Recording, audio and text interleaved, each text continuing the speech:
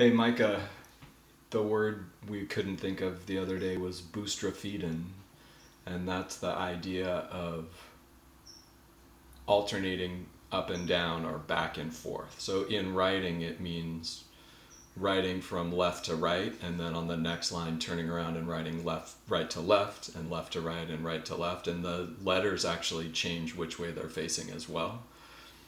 And it's surprising that our vision and our minds can make that adjustment, and it's actually not so hard to read. It's not as hard as you might imagine to read that way.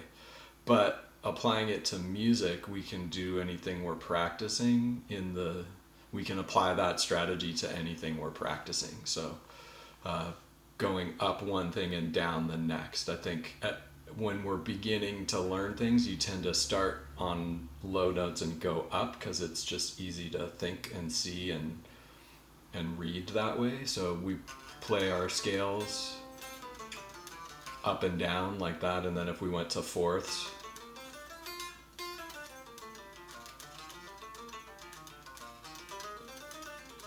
etc., etc., where you start on the root and go up and down, or maybe just up or something like that.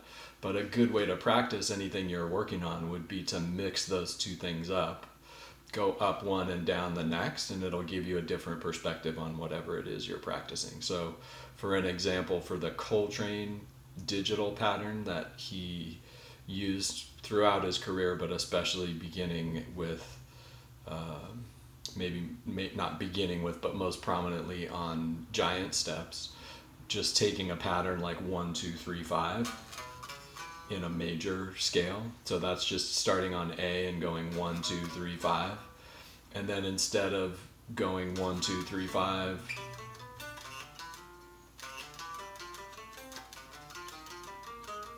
that's a cool way to practice for sure.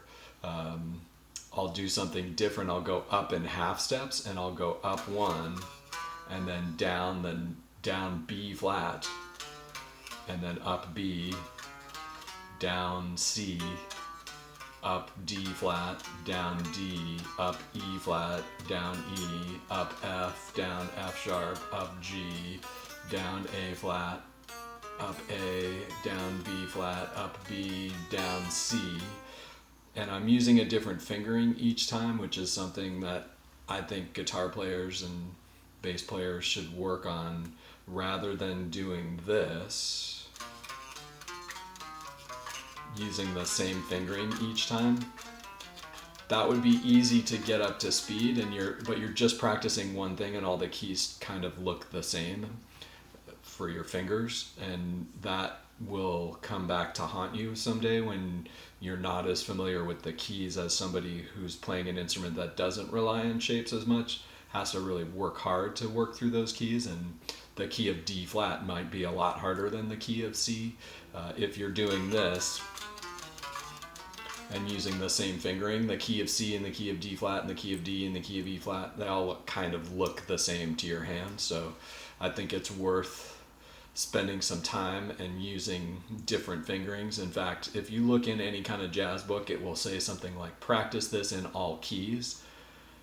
For guitar players and bass players, you can translate that statement into practice in all fingerings, so that you're not always starting with your index finger or not always starting with your second finger or whatever it is. So see if you can come up with a different pattern for each time you play the lick or the phrase in a new key, if you be able to play it in various different patterns. So that's what I was doing, is starting in A, going up to B flat with a different fingering, up B, down C, up D flat, down D, up E flat. And each time I'm changing, I'm playing a new pattern, a new finger pattern. And then if I started up A and went down B flat, I should also start down A and up B flat, and etc. So that's changing keys in half steps. You could do it in fourths, you could do it in whole steps, and you could go up and down. You could do it in minor thirds. So if I went up A and down C and up E flat and down F sharp, that would be a good one. These are all just common modulations or common root movements that happen in tunes. a tune might go down in whole steps, or it might go down in a half step, or it might modulate up in half steps, or it's just something that, and fourths and minor thirds, those are all pretty common. So those would be great ways to practice. Applying it to just a lick or a pattern, you could do the same thing. Like, let's look at one of the Jamie Aebersold patterns. If you don't know his book, you can find it online, and he has some basic patterns to work with, and one of them is going up the scale to the ninth. So I'm in C here, and he says go up the scale and down the arpeggio. So you're going 1, 2, 3, 4, 5, 6, 7, 8, 9, 7, 5, 3, 1. Or do, re, mi, fa, sol, la, ti, do, re, ti, sol, mi, do. And if you did that up the scale and down the arpeggio, you should also go up the arpeggio and down the scale, like do, mi, sol, ti, re, do, ti, la, sol, fa, mi, re, do. And then you should go down the arpeggio and up the scale, re, ti, sol, mi, do, re, mi, fa, sol, la, ti, do, re. And you should go, the one I'm missing, is it down the scale and up the arpeggio? Re, ti, sol, mi, do, re, mi, re, ti, sol, mi. Re, do, ti, la, sol, fa, mi, re, do, mi, sol, ti, re. I can play it but not sing it. Re, do, ti, la, sol, fa, mi, re, do, mi, sol, ti, re. So that's what I need to work on for singing, I guess. But so from this one lick, we generated the other three possibilities of the Bustrophedon combinations of going up and down, arpeggio and scale, and going down and up, and mixing scale and arpeggio, arpeggio and scale. And that's a way to multiply what your fingers can do, what your ears can hear, what your mind can conceive, and taking one little lick and kind of expanding it.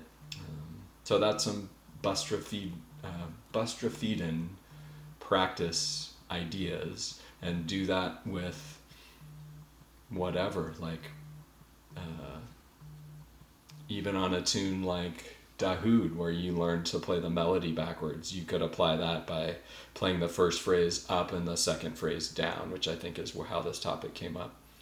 So I hope to see you around Kumbwa on the stage and in the audience, and have a great summer working on your music.